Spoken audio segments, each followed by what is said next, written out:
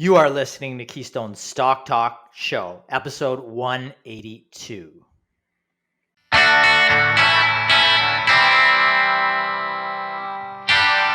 If this is your first time listening, then thanks for stopping by. This podcast is produced every week for your enjoyment, and show notes are found at www.keystocks.com. Come back often, and feel free to add the podcast to your favorite RSS feed or on iTunes. You can also follow us on Twitter at Keystocks and on Facebook, and keep submitting your stocks via the usual social channels or at our website, keystocks.com, for our Your Stock Our Take segment. And we just might review your stock in an upcoming show and let you know if it is a buy, sell, or hold.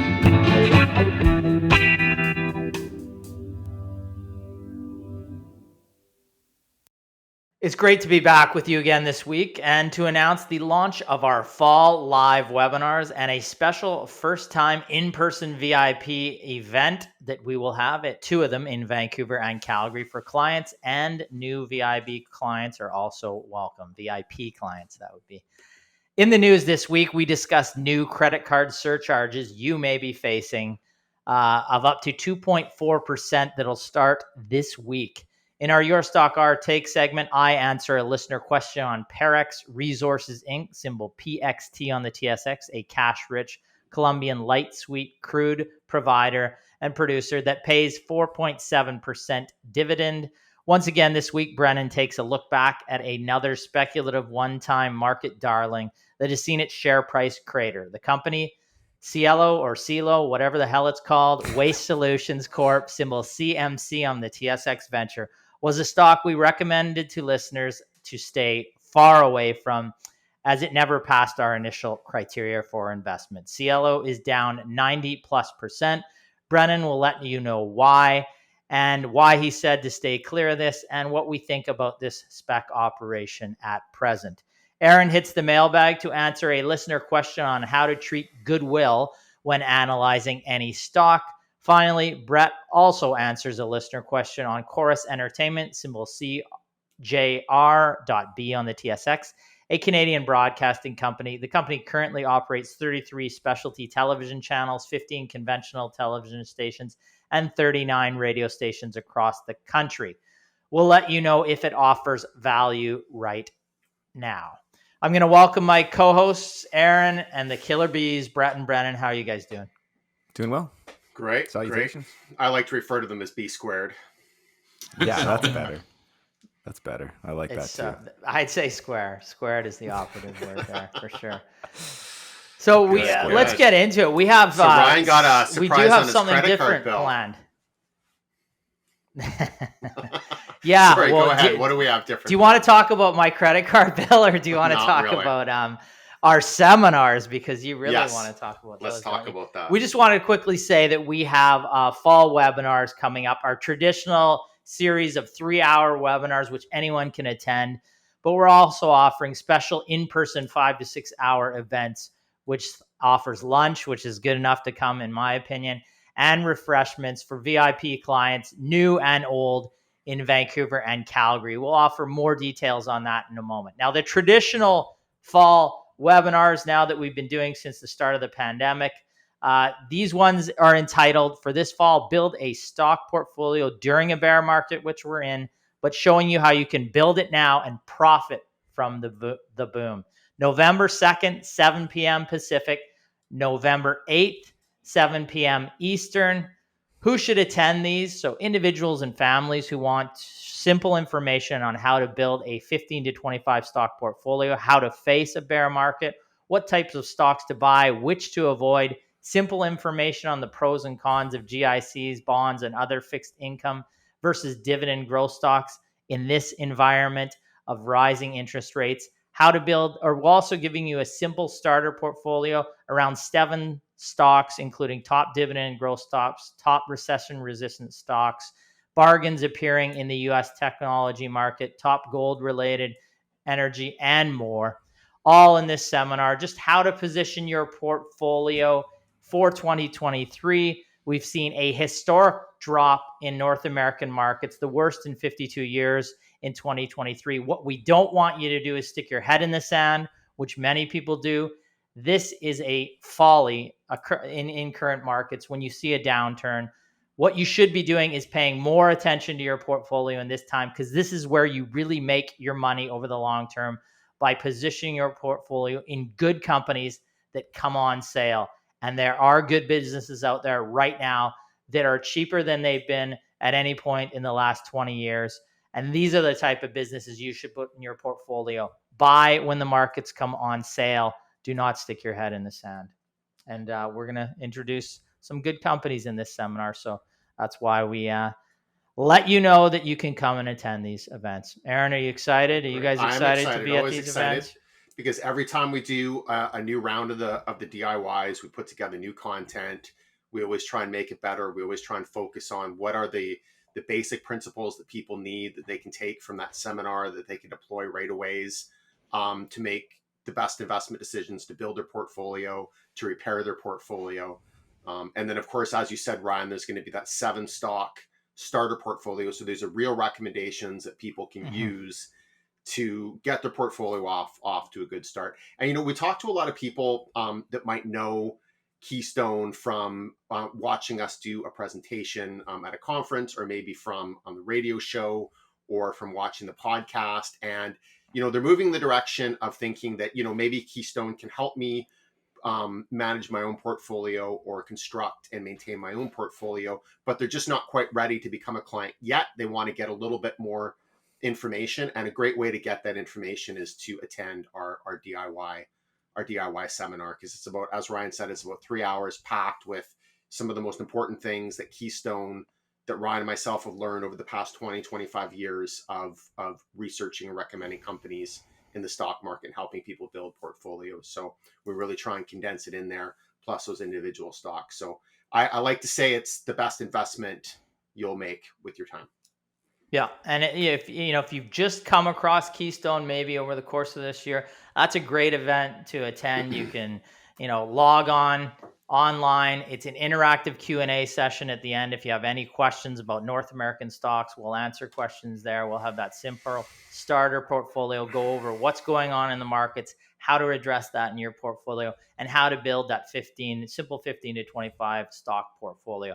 So a great thing to attend. We'll provide more details next week on the chat, or on this podcast as well.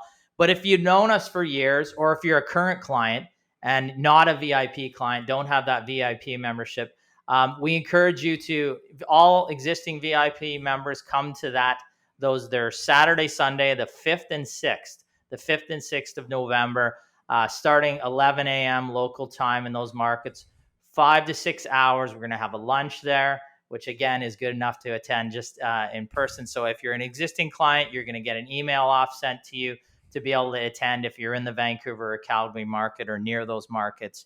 But if you want to become a client or want to upgrade, it's the complete VIP stock portfolio building package. You're going to get our full research for the full year. You get that 5 to 6 hour seminar. You get 3 analyst calls every year. You get 100 plus individual weekly chat sessions. It's a great package if you're really serious about building that 15 to 25 stock portfolio. Plus, we're going to go over 15 stocks, at least 15 stocks that are in our high conviction area of the VIP portfolio that have come on sale during the current bear market and are great additions to your portfolio going forward over the next 12 to 24 months. So we'll go over all those things. We encourage you, go on to keystocks.com, log on there, click on our ugly mugs up in the top corner, our pictures there. You'll go through to a page. You can select which event you want to attend, and there's a couple good options there. So let's get to and plus, if Brennan's I could add, something else. At the VIP Brennan event, might be there. I will be there, and I will be presenting in front of a crowd for my first time. I've done webinars, but this will be the first time that I'm in front of an actual live crowd. So you guys can see Ryan yell at me in the hallway when I mess up. So we're not going to yell. We're not going to yell at you when you you can look mess forward to up. that. We're going to yell at you during the presentation. Yes. So that you wouldn't that be up, funny? Right? Strangely, this is live. We're actually No, getting I didn't know people that this will send be your in. first time speaking in front of a live crowd, Brandon. I did not know that. Correct. You're messing up my Yeah. joke. We're actually live right now getting people send in. Please give me Please my no. ticket. I need a refund. I didn't know Brendan was speaking. I'm sorry. I'm giving my tickets. The other thing is these events always sell out. Like they've sold out for the last 5 years. So if I know you hear this and it sounds cheesy, but get your tickets ahead of time, especially the VIP event. If you're looking to attend, we really have limited seating at those events. So Yeah. if you're looking to attend, get them ahead of time. Sorry, and it is Brennan's first time in person. Yes. So you get to see the young chap in person. Nothing at school or Oh, university, tons or? at school. Tons. I mean, Oh, so you have presented in front of a live crowd before. but not with you guys. So, you know, it will be a little Right. bit You've of done a our different webinars. dynamic. You've done our webinars virtually, not in person. Yes, not in Right. person. Yes. Okay. Yeah. Okay. Fair enough. But yeah, and I was, you know, I would like to think that I'm a good presenter. But one time the teacher gave me back, don't do that, Ryan. Gave me back some feedback and said that I was yelling at the class. So next time when I present, don't yell. You try not to yell at our attendees. Yeah, I'll try to do that. Yelling at clients. Oh, Yeah. that's great. So let's get to a couple of items in the news. There is credit card surcharges that could be introduced starting Thursday. Businesses in Canada will be able to pass credit card fees on to their customers. The change is the result of a multi-million-dollar class action settlement involving Visa and MasterCard over what are known as interchange or swipe fees.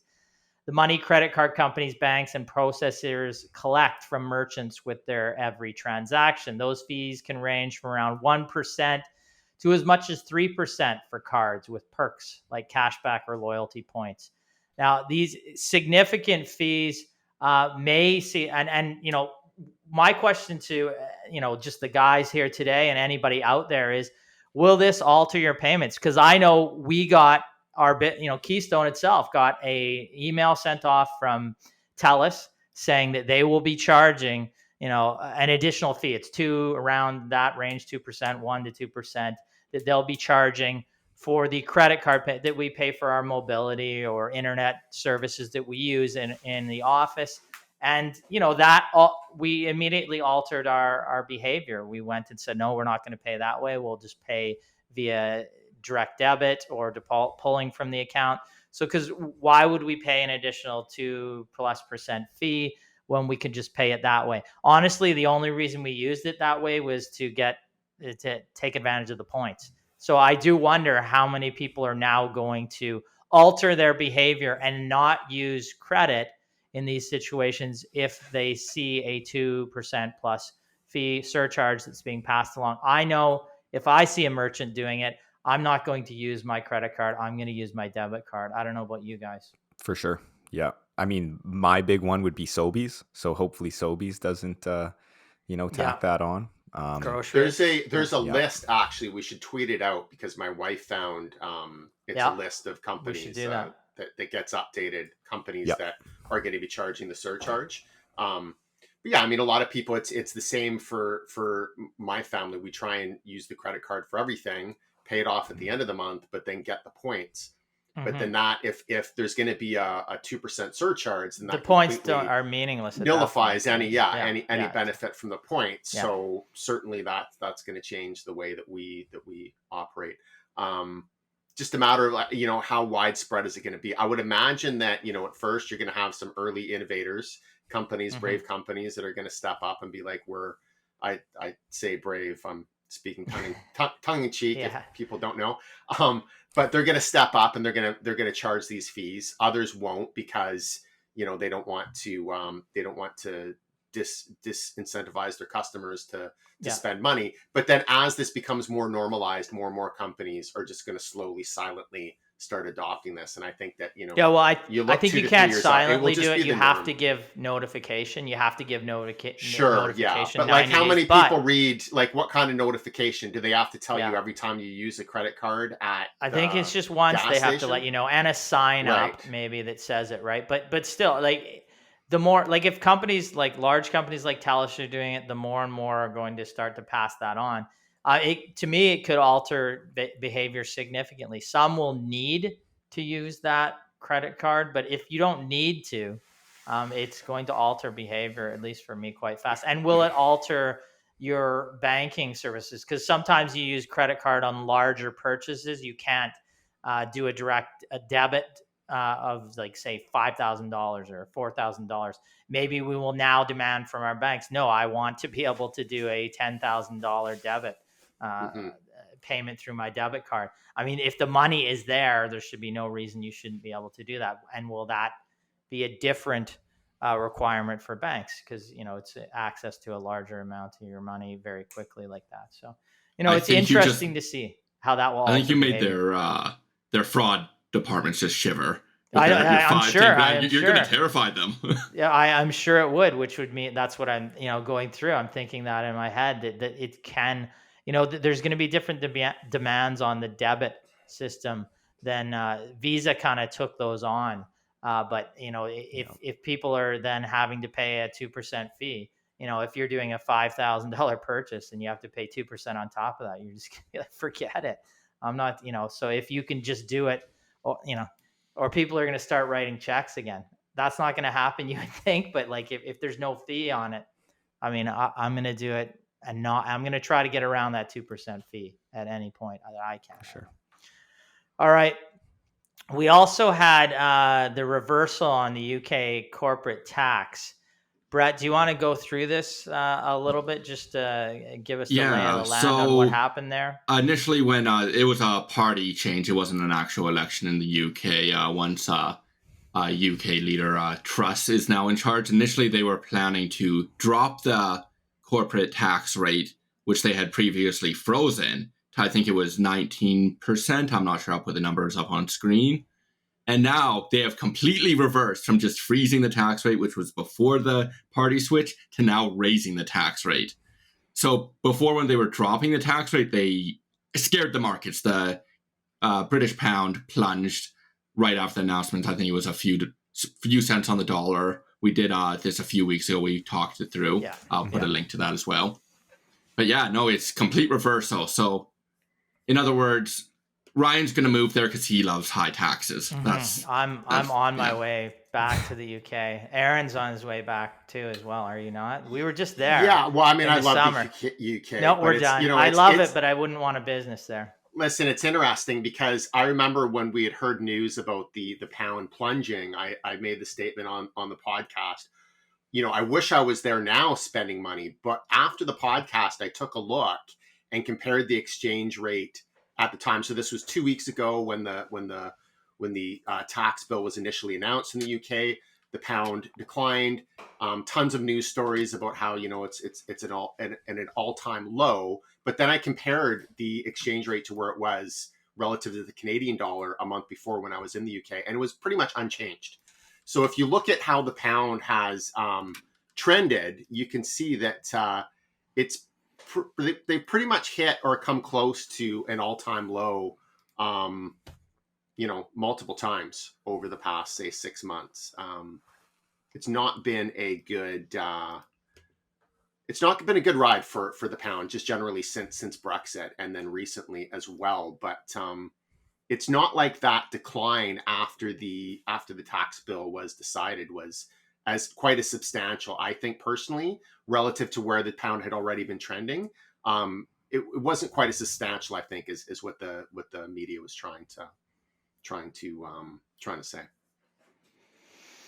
Good. And finally, if we want to get into the last little news item, there's another such an innovative ETF and anti-ESG ETF. So, I think they'll put anything in an ETF these days. I mean, we had the Nancy Pelosi ETF with what she's buying, and we had, just a number reverse of Kramer. Reverse Kramer, which it's funny because Aaron, if you remember, his name shall remain unnamed, but there was back in the days of BNN, way back, what was it called? Business Television, or way back. There used to be a guest on there all the time, and we used to have a running joke in the office. We'd have the reverse, whatever this gentleman's name was, because every time he'd come on, it would literally, like, the stocks would absolutely, a year later, we'd look back and Like if it was 4 companies he recommended, 3 out of 4 would be down 50%. Like I have no idea how he was in the industry. He is no longer in the industry, but it was the reverse. And Aaron knows what I'm saying right now. Oh, I know Aaron? exactly who you're talking Yes, about. yeah, We won't exactly. name So, names. I don't think anybody would recognize the name anymore. No, anyway, there so. could have been an certainly ETF would have 12 done years on ago. him. Yeah, it could have done an ETF on this gentleman too. And it's the same type of thing here, the reverse Kramer. Well, this is the anti-ESG, which like what I is said it all, though, with the reverse oil Kramer companies. Yeah. Kramer talks about, I don't watch Kramer's show, but I mean, I've seen it a couple times. I mean, he'll talk about hundreds of companies throughout the course of just, a couple of months, it seems, right? So how do you determine which ones you're going to short or which ones? The ones I guess he hits that buy on, I guess, right? But I mean, doesn't he do that like a couple? I don't know. I suppose, yeah. I mean, at least a couple hundred companies in your portfolio. And the companies that Kramer recommends seem to be companies that are more or less just going to move in lockstep with the U.S. economy. So I think that this reverse Kramer ETF could really just be a reverse S&P 500 ETF, and would probably be about once the you same get 100 plus stocks in there, you're basically going to do what the market does anyways, and there's going to be a fee. If you're recommending a couple hundred of the biggest stocks in the U.S. over the course of a year, you may as well just recommend the S&P 500. That's essentially what you've just done. So many of these funds just have too many stocks, so they just become the market. We've talked about that millions of times. But this is gimmicky. These reverse, there is the reverse Kathy Newman, there is reverse Kramer, there's reverse, I'm sure there's a lot of reverse. You mean Kathy funds that are Woods? I was like, sorry. The reserve. I don't care to follow these people very closely most of the time. Sorry. But no, that's good. Yes, Kathy. Well, we had Newman and Kramer on this episode. I thought we were going back to Seinfeld, right? So that's maybe it was in your head. Newman and Kramer. All right, we're done with this. Let's get on to a listener question. I can answer. I can hit the mailbag here. Your stock, our take on listener question here. Parex is an oil and gas company you have recommended in the past. What are your thoughts on it today, Sandy from Moncton, New Brunswick? Well, Parex, symbol PXT on the TSX, trades at around $21, $2.3 billion market cap, 4.76% dividend yield. They are a Canadian-based oil-weighted producer focused on conventional high productivity reservoirs in Colombia. Cash on the balance sheet and material free cash flow and an active normal course issuer bid. Parex is a solid international exploration production company that you could look at for a portfolio. So essentially we'll look at it here. Near-term outlook. What did we see in terms of revenues in the last quarter? Q2 revenues were up 63% to $345 million. Income before income tax rose 112% to $269 million. Earnings per share were up to $1.24 from 72 cents in the same quarter last year. Production, though, was basically flat. Its production is combined crude and conventional natural gas, weighted towards light sweet crude. It was basically flat at 51.14 million barrels of equivalent per day. Now, what produced the huge financial growth then? Well, it's higher light sweet crude prices. That would have driven the overall growth. But there is potential growth coming in terms of production for this company, what makes it a little more interesting. They had production guidance in the last quarter. Production was expected to average between 53 and 55 million BOEs per day, which is decent growth. Full year 2022 production to be around 54 to 56 million BODs per day, with an exit rate of about 60 million BODs per day. There was a recent announcement, however, that essentially weather and blockades have brought down volumes for the upcoming quarter. They're now expected to average 51.5 million BODs per day, below previous guidance of, like I said, 53 to 55. Now, these should be one-time events that should allow them to get ahead. Current volumes after those delays have come in at 55 million BODs per day. So that's ahead of its production or forecasting the 60 million exit rate. So it's ahead of that forecast. So while this quarter will be affected, over the long run and heading into the end of this year, the company should be able to be on target to its exit rate that we talked about. They also announced a solid discovery in that quarter. So our take here, the company just completed buying back 11.8 million shares in an NCIB. They should institute another NCIB as well. The share count has been reduced. It's around 109 million shares outstanding. We estimate there's US 225 million cash in the bank net position. There's about a third of that they've promised of the cash flow. Sorry, not of that, of just cash flow is expected to be returned to shareholders on an annual basis via those buybacks and also a dividend. So the company is very shareholder friendly. Valuations, the stock trades at approximately 2.33 times expected this year's cash flow and 1.35 times EV to EBITDA. Those are low valuations. Having said that, cash flow can fluctuate very significantly with energy prices, which makes any oil and gas producer risky if you're just going to base it on that and say, oh, it's cheap based on this multiple. That can change 1 year out if you have a drop in those energy prices.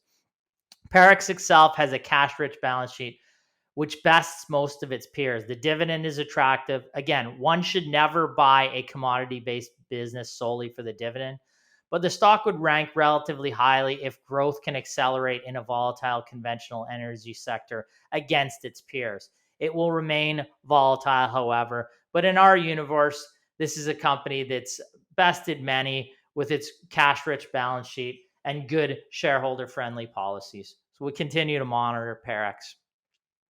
Yeah, Great. and we'll be that, including that it Nest in. cash. Go on, Aaron. Yeah, Aaron. Sorry, I forgot to say, we'll be including it in our upcoming special report in our Canadian opportunities report. This is the type of company that we would look at with a good, solid cash-rich balance sheet, pays a dividend. You know, if you're looking for exposure to this sector, it may be one of the companies that you recommend in there. You'd have to get that report to really find out. Right. Sorry. No, please, Aaron, Brendan, go ahead. No, that's all I was. Sorry, I was just sorry to gonna. have interrupted you.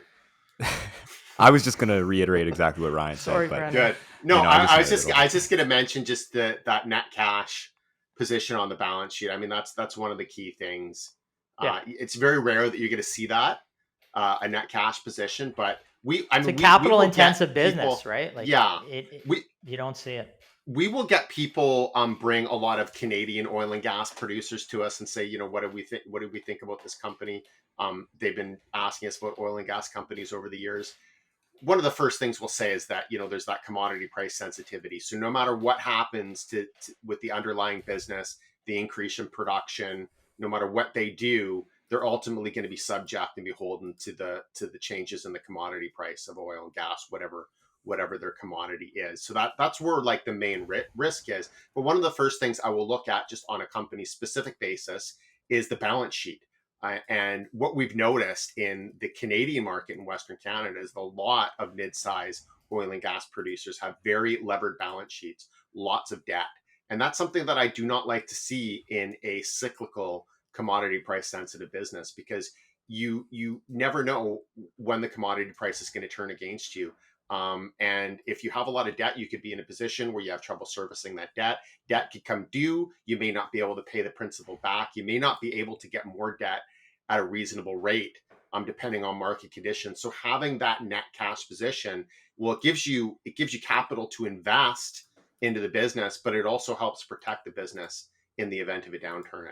And I think that that's more important when you're looking at a sector like oil and gas, where there's so much volatility. For sure. Like a company that comes to mind is like Vermilion Energy. When I remember they had like a yield of, you know, I think it was like 15% or something. We had a ton of questions from clients, you know, is this dividend sustainable? And we just looked at the balance sheet. They're highly, highly levered. And I believe, you know, it was a few weeks later, they ended up cutting their dividend. You know, if they would have had a cash rich balance sheet, maybe the opposite, but yeah. Yeah, I mean, I'll point out a company, Crescent Point Industry. It's Crescent Point Energy. Sorry, Crescent Point Energy. This is a company that the entire Bay Street has been wetting its pants on over for decades, to be honest. You look back 10 years, and the thing is, Bay Street wouldn't touch Parex. They don't go out and issue shares or go out there and paper the market with shares. They have cash flow from existing operations. Crescent Point 10 years ago, what did it trade at? Anybody know? Just about in 2020 or 2012. In the range of $39, $40. So it was a dividend payer. People liked it for that. I don't know why anybody buys a company that's, exposed to energy for the dividend. But so it traded at that price, $40, roughly in that range. After having a strong surge in its share price this year, it trades at $9.55 today. So just a destruction of capital in that business. You look at Parex. Where was Parex in 2012? It traded at $4.80, $5 in that range. Today it trades at $20 and pays a higher dividend than Crescent Point. So this is a company that people thought was too risky because it didn't trade in the Western Canadian Sedimentary Basin, which, to be honest, has been riskier to operate in than Colombia, which is really sad when you put that together. But like, if you look at a company like Parex, it's done nothing but had tremendous returns for shareholders, increased their dividend over time, wasn't leveraged as all crap, and traded at lower valuations, and still likely does at this point. I think that you don't have to. Conventional wisdom on Bay Street sometimes just baffles me. These reports that were written, and many of the analysts that were recommending Crescent Point 10 years ago and have been over that period of time, were doing it because their banks that they work for are getting financed. That's what's wetting their whistle, because it's been a highly leveraged business, and a company like Parex has increased your capital over that period, paid more dividends, done shareholder friendly things that have increased its share price. Crescent Point done the exact opposite, but you don't hear about Parex, and you hear about Crescent Point all the time on BNN. Go figure. Yeah. If you want to make money, don't listen to those people. Podcast sometime as well. Yes. Well, and we're right after this, we're inviting Crescent Point management on to speak to their great value proposition that they offer and why they have done so well over the past 10 years for their shareholders. So with 47, it hit a price. Maybe we'll have Parex on. $47 in 2014, and as you said, right now trading down at $9.55. So yeah, and where was Parex in 2012? Like we said, there at somewhere in the $5 range, or And now I got $7-8, but following year 2012, 2013, it was even cheaper at $4 to $5. Yeah, and now it's $20 today. So yeah, well, I mean, in the energy sector, we like a good balance sheet. It's hard to find sometimes. This company has it, and also they're priced in. They're not. It's light sweet crude, based a premium to what we Western Select, which is often sold in Western Canadian Sedimentary Basin. So getting better spreads too. Yep. Let's move on.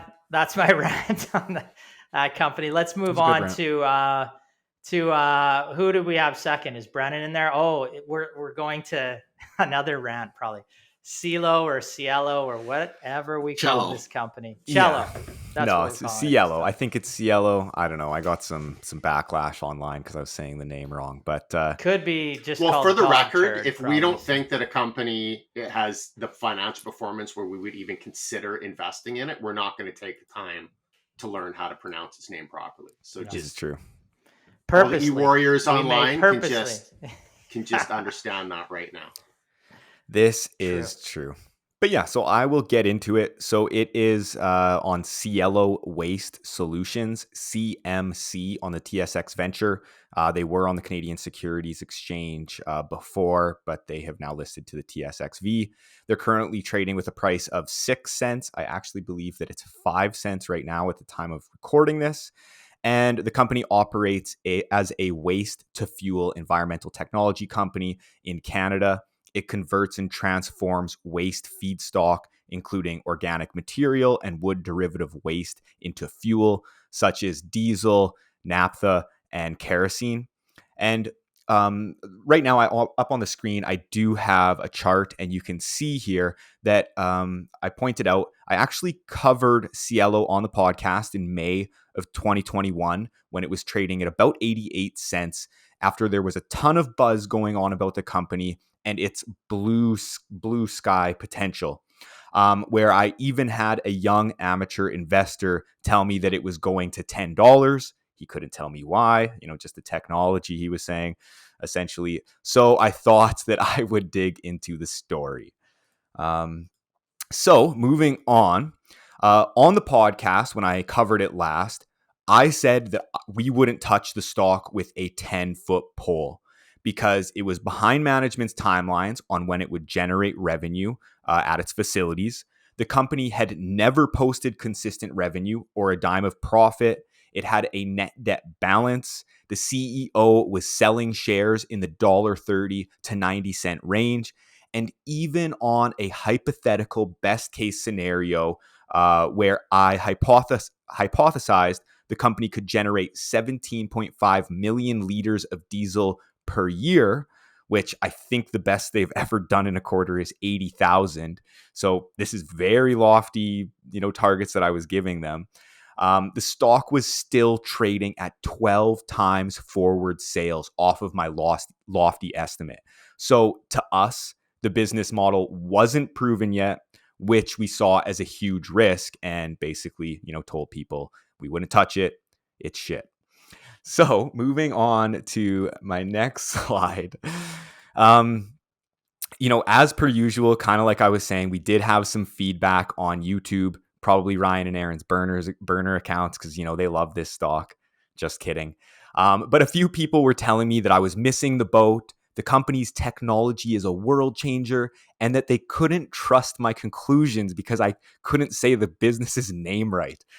Is it Cielo, Cello, Celio? I don't know. Either way, I think focusing on the fundamentals of the business is much more important on how to pronounce some company's name right.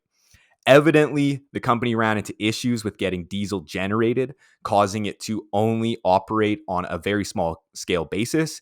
And as the company continued to post losses and fail to prove its technology and business model, the stock evidently collapsed down over 93% now from when I covered the stock on the podcast at 88 cents.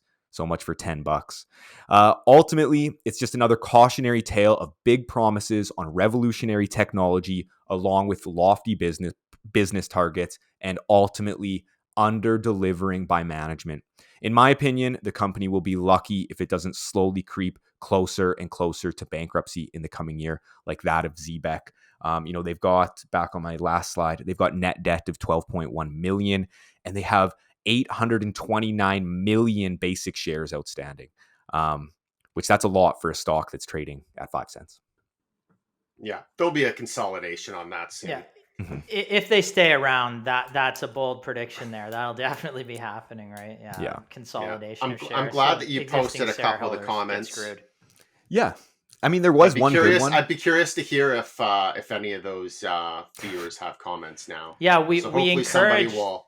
Yes, the people who put those comments in to follow up. There was a nice comment in there that said, great call, Keystone. I avoided the stock after watching this, and very glad that I did. So I thank you for posting that. We love to hear that. There's a process to analyzing a stock, and sometimes we might look at the numbers of a company and the numbers just look absolutely horrible, so we say this isn't a company that we're going to consider. And then somebody else might come up, usually somebody posting online, they'll be like, well, you can't just look at the numbers, you got to look at like the underlying business, the business model. They're doing this, they have these contracts, they have this technology. Sure. But the fact of the matter is that looking at the internals of the business model, the technology, the product, the competitive environment, that comes after you look at the financials. If a company can't even produce revenue, never mind a dime of profitability, why are you believing their predictions on where the technology is going to be or where their market share is going to be, 3 to 5 years from now or a year from now, right? Let the company actually validate their business model, validate their product, validate their technology by selling it to people in the industry that are actually experts and understand it, not investors that think they understand the technology or think they understand the potential. If it's really a great technology, then that company is going to produce revenue and eventually they're going to produce cash flow.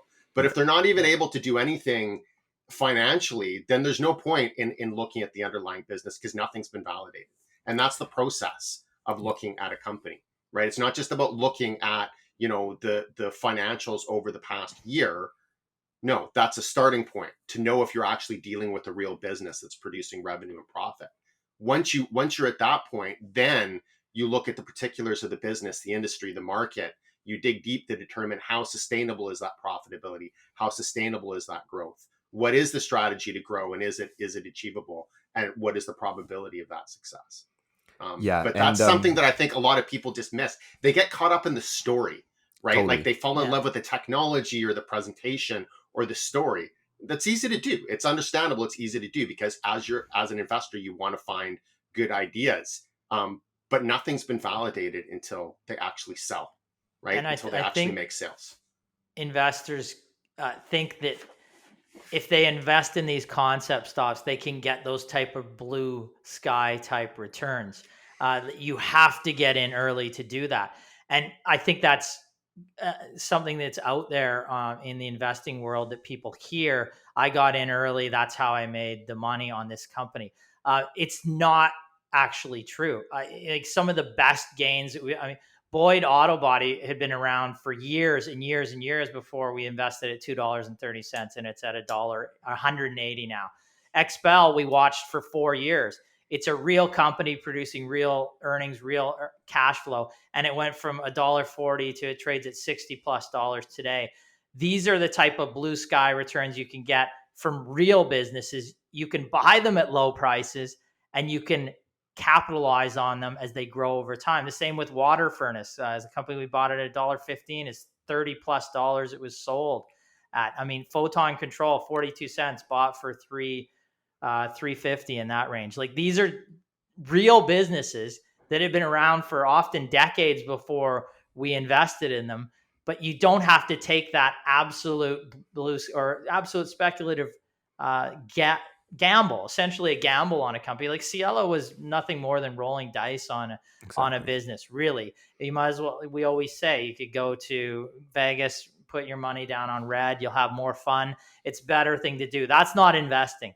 Investing is good, solid businesses, but you can have those tremendous returns as well. But you're also trying to prevent from losing all your money. In a company like Cielo, if that's, if you follow that for the 15, 25 stocks you put in your portfolio, the technology, I believe in this company, it's the greatest thing ever. You are going to part with your money over the long term. You might as well give it away. You might as well go to Vegas and put it on red because you'll have more fun. That is not a way to build a portfolio. If you structure it with good, solid businesses, 15 and 25 of those in your portfolio, you have a fighting chance to beat the market over the long term. That's what we're trying to do. And that's what we continue to preach, at these seminars, on our podcast all the time, and just to our clients when we talk to them at any point. Brennan, again, I cut you off, which I'm famous for doing. That's okay. No, you had a good rant there, as you always do. Anyways, I think we've said what we need to say, or if you have any other comments. Not again. Not again. He talks. All I was going to say is there was a comment on one of these negative comments where the guy says, I guess you're bag holding now. And the guy who posted the negative comment says, nope, not at all. This will still move up. I'm not worried. I bought even more. It's not bag holding when you believe in the company, my friend. That's bag holding. Double down. Yeah. Double down. Anyways, let's move on. Yeah. Yeah. Anyways, anybody who made a comment or would like to make a comment on Cielo or Cielo or Cello or just whatever its name Cello. is, we'd love to hear from you. Jello. Might as well be Jello. There you go. Yeah. Okay. Well, let's get to Aaron's.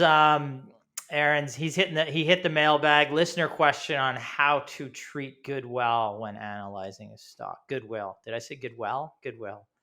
We're picking up what you're putting down. Yeah, so this is going to be a little bit of an accounting discussion here. We're going to be looking at a line item on the balance sheet and the financial statements. And that is going to be, as Ryan said, the line item of Goodwill. No, Goodwill. Goodwill. Okay. I want some So, Goodwill. most of the people that watch the podcast probably aren't going to necessarily do a lot of in-depth financial analysis on a company when they're looking at a stock. That's what they would use us for. But Goodwill is a topic that has come up, and I'm sure that most investors have heard of it, whether or not they know what it is or what the implications are. But it's good to just kind of walk through and give a general idea of how one would treat or how we look at Goodwill. So this comes from a viewer question. The question was just wondering if one of the Keystone presenters has discussed how to treat Goodwill when doing a company analysis. For example, if you subtract balance sheet Goodwill as an asset, the book value of a share is decreased proportionally. Is Goodwill a red flag when doing ranking of companies? Excellent question, and I am happy to answer this. So first of all, let's explain what is Goodwill.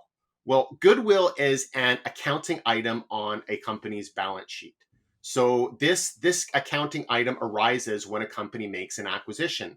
And what Goodwill reflects is the amount paid for that acquisition over and above the fair market value of the asset being acquired. Let's look at an example. So say you are a company and you're acquiring another business. You're acquiring this business for $120 million. And during the negotiations, of course, you sent your accountants over to the company to look at all the assets, do an evaluation, and they valued the assets. They provided a fair value of the assets of $100 million. So you're paying 120, the fair value of the assets is 100. The additional $20 million of residual value in this acquisition would be listed as Goodwill. So why is that? Why would you, as an acquirer, pay more than the fair value of the assets that you're acquiring? What does this Goodwill represent? So what it means is that you believe as the acquirer that the business that you're acquiring is worth more than the fair value of the assets. That is the assessment that you're making. And there are a number of reasons why the business may be worth more than the fair value of the assets.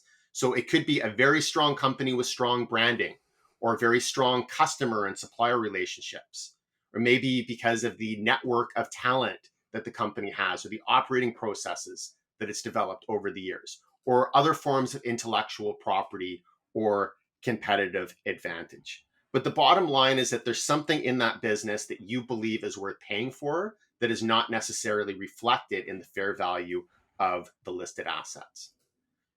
So now the question that was asked is Goodwill a red flag when evaluating or ranking companies? And the answer is not necessarily.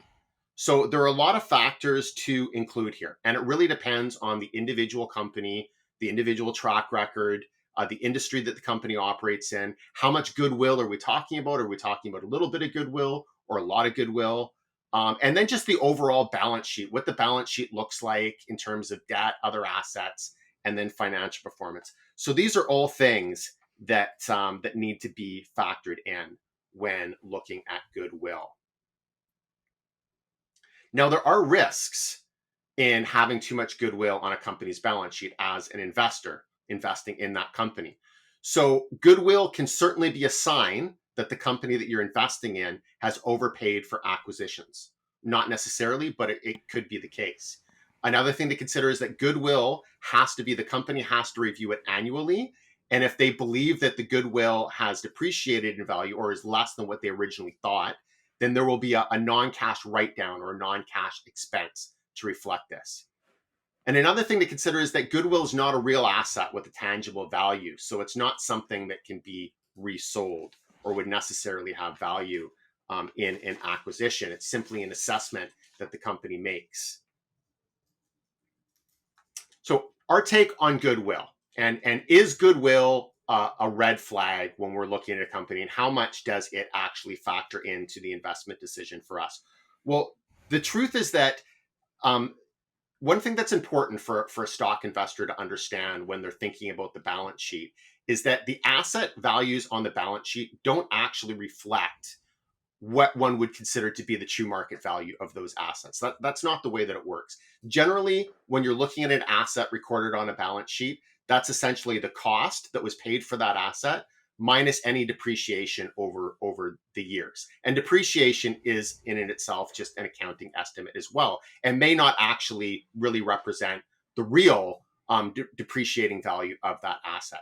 So anytime you're looking at asset values listed on a balance sheet, you can't look at those from the perspective of this is what these assets are worth. Or when you're looking at the equity on the balance sheet, that this is what you would get if the company were to sell all of its assets and pay off all of its debt. These are not values that we can really depend on. And for that reason, we don't really look at asset values when we're evaluating a company from a valuation perspective. Now, what we do use the balance sheet for is we use the balance sheet to assess financial health and debt leverage. And goodwill can factor into that. But it's one of many, many things that we look for. And as I discussed before, there are a lot of other factors to consider, like the industry of the company and just the overall condition of the financial performance and the balance sheet. So really, we do not use the balance sheet when it comes to doing valuation on a company. When we're doing a valuation on a company, we're looking at revenue, we're looking at cash flow, we're looking at earnings. And typically it's the revenue and the cash flow versus the debt that we will use to evaluate the financial health of a company as well, as opposed to the recorded values of the assets. So just on some final thoughts here, some additional thoughts here. Some goodwill is certainly going to be inevitable for companies that make acquisitions. So if you are investing in a company that does a lot of acquisitions, maybe that's a part of their growth strategy, they're likely to have goodwill on their balance sheet. Now, a cleaner balance sheet is always better. Certainly, we would prefer likely to see no goodwill or no assets where we can't determine a tangible value for that asset, but that's not realistic. Excessive goodwill is certainly something to look into, but goodwill itself is not necessarily something that would dissuade us from investing in a company or would cause us to rank it at all differently relative to other companies as well. Typically, when we're looking at acquisitions and how well a company acquires other businesses, we're going to be looking at the track record of that company and the earnings and cash flow accretion, or per share earnings and per share cash flow growth that they've been able to generate through their acquisition strategy. Of course, this is all relative to how much debt they use for acquisitions, how much equity, but we're really looking more at the track record as opposed to a couple of balance sheet items. Most good companies, however, are going to be worth more than just the fair value of their assets. So just looking at the goodwill or taking the position that goodwill is bad is not something that I would agree with. In fact, I've heard the saying in the past, I don't know who said it, but the saying is goodwill is just the amount that a company is overpaid for an acquisition. And while I can understand this mentality, I don't think that it's really accurate, because most great companies are going to trade at, are going to be worth more than just the fair value of their assets. And I'm just going to use the example of Alphabet. So this is the company, one of the largest companies, top technology firms in the world, owns some of the most incredible technology platforms in the world, like Google, like YouTube, like Google Cloud. So Alphabet, their total value of their assets minus the cash on their balance sheet is about $230 billion. Yet the company produced nearly $100 billion in cash flow just over the last year. So if somebody were to purchase Alphabet, if Alphabet were to be acquired by another company or another person, clearly the value of the company would be more than just the fair market value of their assets. Clearly there are brands, processes, technologies, talent, connections in place in the business that make the total value of that company more than just the value of its listed assets. So goodwill is not necessarily, it's not necessarily a value that doesn't exist. It's not necessarily a company's overpaying for assets. Could mean that they're overpaying for assets, but it's really just an accounting term that reflects the difference between fair value and what a company's actually worth. And we can go through many other examples as well, McDonald's or other great branded businesses where, certainly if you were to buy the company, you would have to understand that the purchase price you would pay would be more than just the company's real estate buildings, office supplies, and equipment. There's branding, there's other competitive advantages as well, and that's essentially what Goodwill reflects. So that's our take on Goodwill. One of the many things that you may want to consider if the value is very large, but ultimately it's not one of the most important things we would look at when we're valuing and ranking companies. And in fact, it's probably one of the lower things on the list that we would look at in terms of importance. So Awesome. you'd say, we pay mine to Goodwill, but we're not constantly Goodwill hunting on the balance sheet. I got that one. Yeah, I would say that You don't have to comment on that. Goodwill is neither That good was just golden. nor bad. I was wondering why you were cracking up. You were laughing to yourself over there because you thought of that. Hey, I saw that. I'm out on that one. George on Seinfeld. He has this episode where he wants to end on a high note. He would have left the room on that right after that. I think you still got some work to do before you can leave the podcast. I don't think you can get higher. Let's be honest. What if you could just keep digging yourself? Well, Brennan could get higher. They just keep going. So. All right, let's hear from. All right, let's go. Brett's gonna look into Corus from a listener question on Corus Entertainment. We'll let you go while Brennan gets higher. Yeah, of course. That's his usual state of mind. Interestingly enough, just before I start this, Corus actually had a big write-down on their Goodwill a few years ago, which caused them to have a loss in net income, which that is the one time which I would actually pay attention to it, is if they do have a big impairment, why that happened, and how it affects their earnings, because you will have some anomalies like here where they had a massive 600 million write-down, and it made their earnings negative. Does that really affect their business performance? No, not really, but it appears in the financials. Good segue. Yeah, I know, right? I actually found one for once. Anyways, we'll get into Corus now. It's time we answer a question on your stock in a little segment we like to call Your Stock, Our Take. Buy, sell, or hold.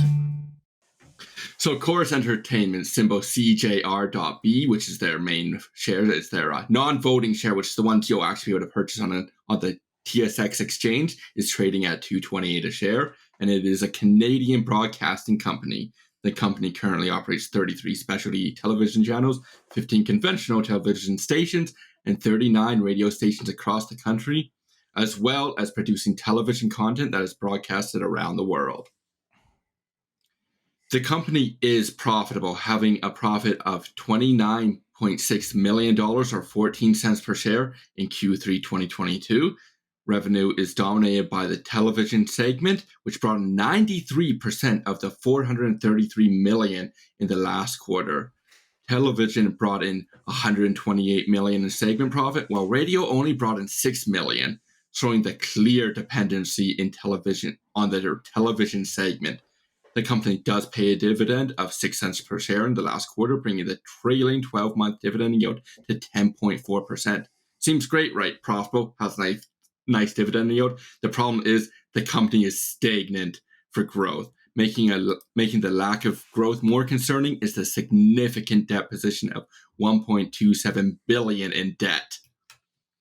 The company isn't crushed by debt at all, though. It is still producing free cash flow that exceeds the interest and financing costs, which has allowed it to pay down its debt over the previous 5 or so years. Part of the reason why it has been able to pay off its debt, though, is it's lowered its dividends in 2018 from 9.5 cents to the current 6 cents, which it has stayed at since then.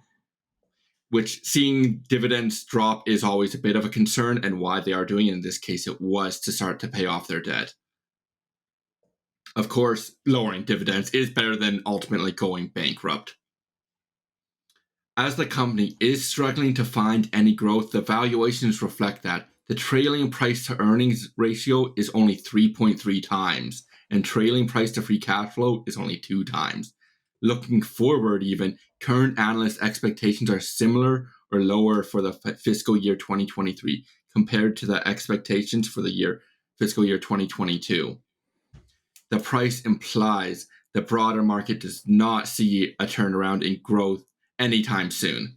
But what is management trying to do to turn around? They are pushing content production. Some recent highlights include 200 additional hours of Canadian content, 45 green lights and renewals, and partnerships with Paramount Global to produce content and provide advertising representation for its Pluto TV streaming service, which is due to launch soon. So will we buy it? No. Even with the low valuations, it's hard to justify purchasing a company from a long-term perspective, as the growth is just not there. And the debt risk, although lower than previous years, is still considerable. If growth does appear, the company would be significantly more appealing. So I'll open it to the rest of you guys. Well, Ryan and I know why the radio segment has performed so poorly. It's because they lost the Money Talk show with Michael Campbell.